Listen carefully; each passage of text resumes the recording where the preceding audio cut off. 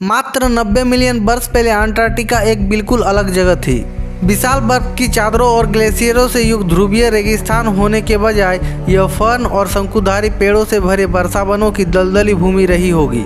Germany के Alfred Wegener institute और imperial college London के वैज्ञानिकों को 2020 में इसके कुछ पुख्ता सबूत मिले थे, जब उन्होंने दक्षिणी ध्रुव से लगभग 900 किलोमीटर दूर पश्चिम अंटार्कटिका में एक कोर नमूना ड्रिल किया था। लगभग 90 मिलियन वर्ष पुराने प्राचीन मिट्टी के नमूने में संरक्षित जड़ें, पराग और बीजाणु प्रचुर मात्रा में थे, जो यह दर्शाता है कि महाद्वीप में कभी वनस्पति प्रचुर मात्रा में थी। यह खोज विशेष रूप से आश्चर्यजनक थी क्योंकि अंटार्कटिका में सर्दियों में पूर्ण अंधकार होता है, जिसका अर्थ यह है कि सूर्य 4 महीने तक महाद्वीप पर नहीं चमकता।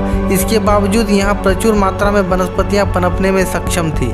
इस 90 मिलियन वर्ष पुराने जंगल का संरक्षण असाधारण है, लेकिन इससे भी अधिक आश्चर्यजनक वो दुनिया है जो यह प्रकट करती है। अंधेरे के महीनों के दौरान भी दलदली समशीतोष्ण वर्षावन दक्षिणी ध्रुव के करीब बढ़ने में सक्षम थे, जिससे हमारी अपेक्षा से भी अधिक गर्म जलवायु का पता चला। इंपीरियल में पृथ्वी विज्ञान और इंजीनियरिंग विभाग के अध्ययन के सहलेखक प्रोफेसर टीना वैन डे फिलियर्ट ने 2020 में एक बयान में कहा, शोधकर्ताओं का मानना है कि उस समय औसत तापमान लगभग 12 डिग्री सेंटीग्रेड था और इस क्षेत्र में समशीतोष्ण वर्षावन था, जो आज न्यूजीलैंड में पाए जाने वाले वर्षावनों से भिन्न नहीं था। यह अवधि मध्य क्रिटेशियस पिछले 140 मिलियन वर्षों में सबसे गर्म अवधि थी। समुद्र का स्तर भी बहुत अधिक था। समुद्र आज की तुलना में लगभग 170 मीटर अधिक था। क्रिटेशियस काल को डायनासोर के उत्कर्ष काल के रूप में भी जाना जाता है, क्योंकि यह वह समय था जब कई विविध प्रजातियां फली फूली, जिनमें टायरेनोसॉर्स और ट्राइसेराटॉप्स जैसे मुख्य समूह शामिल थे। इस समय के आसपास अंटार्कटिका में डायनासोर रहते थे। हाल के वर्षों में जीवाश्म विज्ञानियों ने अंटार्कटिका महाद्वीप पर डायनासोर के जीवाश्मों का खजाना खोजा है। यह भी उतना ही अनिश्चित है कि बड़े जानवर 4 महीने की ध्रुवीय रातों में कैसे जीवित रह पाए। हालांकि वे सर्दियों में पलायन कर सकते थे या कुछ अन्य जीवित रहने के तरीके विकसित कर सकते थे।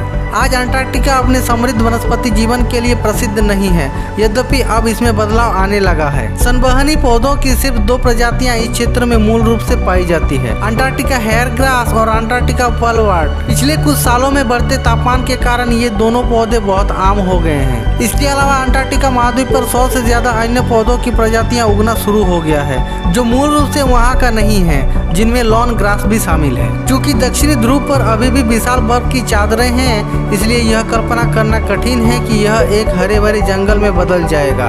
और हाल ही में तापमान में वृद्धि के बावजूद ऐसा निकट भविष्य में होने की संभावना नहीं है। हालांकि यह सब एक अनुस्मारक के रूप में काम करना चाहिए कि ग्रह पृथ्वी पर बहुत कम चीजें लंबे समय तक अपरिवर्तित रहती है।